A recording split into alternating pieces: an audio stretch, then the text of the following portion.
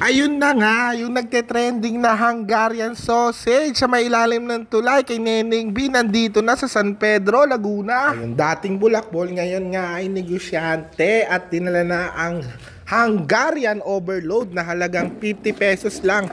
Nandito na yan sa may San Pedro de Laguna sa Lucky Was sa Southern Heights. Ito na nga, oh.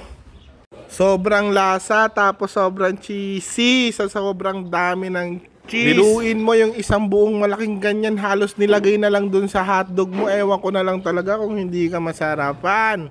Ayan na nga, binudbud na ng binudbud hanggang magsawa ka sa iyong panlasa. Let's go, bisitahin na natin yan dito sa Lucky Was, guys. Mura na, affordable pa at masarap. Let's go. Wala naman tayong tinitindang hindi masarap. Let's go. Sold out na naman to, mga boss. Sure na sure, kuhang-kuha na ang merienda nyo. Let's go, boys. Hi guys, bago namin ngayon Hungarian overload, punong-puno ng cheese, halagang 50 pesos. Yung hotdog 35. Sarap. Daming juice eh, oh. Sponsored by Eden.